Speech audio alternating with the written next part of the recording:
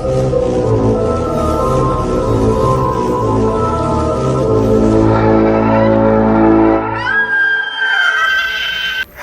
বন্ধুরা, কেমন আছেন? আবারও আপনাদের মাঝে একটা ভৌতিক মজার ঘটনা, কিন্তু এটা আবারও আপনাদের মাঝে চলে আসলাম। তো চলুন ঘটনাটি শুরু করা যাক। বৈশাখ মাসের সময়, পাকা পাকা আমের সিজন, ঘ্রাণ অতিরিক্ত, খেতে অনেক কিন্তু স্বাদ। আর যদি গাছ পাকা আম হয় তাহলে তো কোনো কথাই নেই। গ্রামের বাড়িতে 3 বন্ধু মিলে রাত 12টার পরে আম চুরি করার প্রোগ্রাম করলাম। আম চুরি করতে যাব কোথায়?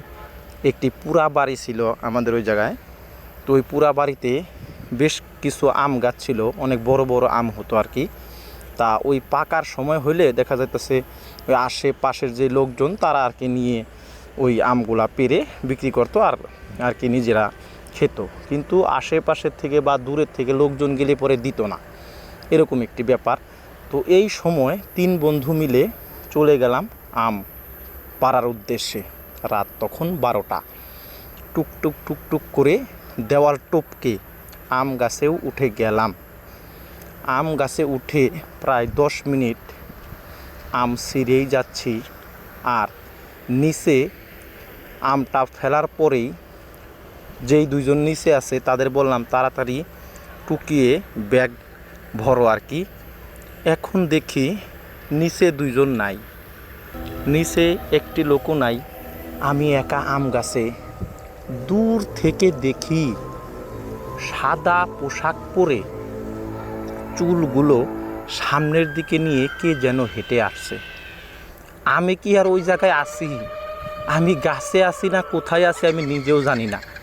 এত ভয় লেগেছে আমার, আমি কি করব। দেখি আমার আস্তে আস্তে আমার এদিকে আসছে। আমি তো মনে করছি এত পুরনো বাড়ি, এই বাড়িতে আবার কে থাকে, এটা আবার ভূত টুত নাকি। এই বলে যেই গাছের থেকে নামতে যাব, পা পিছলেই ঠাপ্পাস করে পড়ে গেলাম গাছতলায়। গাছতলায় পড়ে দেখি আমার পাশে কেউ নেই, কিন্তু ওই সাদা ওই চুলালা মহিলাটা নাকির মতো আমার দিকে এগিয়ে আসছে। আমি তো এক দৌড়েই দেওয়াল টপকে একেবারে দৌড় দিয়ে বাড়িতে এসে দেখি বাবা লাঠি নিয়ে দাঁড়িয়ে আছে। রাত বাজে 12:30। তুই কোথায় গিয়েছিলি? এই কথা শোনার পরে আমি আর কি বলবো, সব কথা বললাম। সব কথা শোনার পরে বাবা বলল, তোকে ওই জায়গায় কে যেতে বলেছে? তুই জানিস না ওই জায়গাটা ভালো না? ওই আম তো দিনের বেলায় কেউই পারতে যায় না, আর তুই রাতের বেলায় গেছোস পারতে। ওই জায়গায় মাঝে মাঝেই কিসের জানি কান্নার আওয়াজ পাওয়া যায়, আবার দেখা যাচ্ছে অনেক বড় বড় বিড়াল মারামারি করে, এরকম শব্দ পাওয়া যায়। দিনের বেলায় তো কেউই ভয়ে ওই আম গাছে আম পারতে যায় না, আর তুই গেছিস রাতের বেলায়। অনেক বকাশকা দেওয়ার পরে আমি বললাম আমি আর জীবনে যাব না, আমি এইবারের মতো মাফ করে দেন। এই বলে কোনো মতে বেঁচে গেলাম। বাড়িতে চুপচাপ গোসল মোসল করে খেয়ে শুয়ে পড়ছি। সকালবেলা আমার জ্বর, 2 দিন জ্বর সারে না। তারপরে বাবা হুজুরের কাছে গিয়ে পানি পড়া নিয়ে আসলো। হুজুর এসে ঝাড়ফুঁক করে দিল। তারপরে আমি আস্তে আস্তে সুস্থ হইলাম। কিন্তু আজ পর্যন্ত আমার ওই ঘটনাটি মনে আছে। আমি কখনো ভূত প্রেত বিশ্বাসী করতাম না, এবং কি ভূত প্রেত আছে কি না তাও জানতাম না।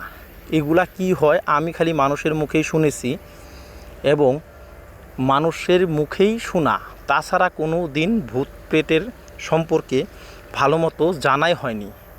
তারপরে এই ঘটনা হওয়ার পরে আমার মনের ভিতরে এই ভূত নিয়ে একটা ভয় ঢুকে যায়।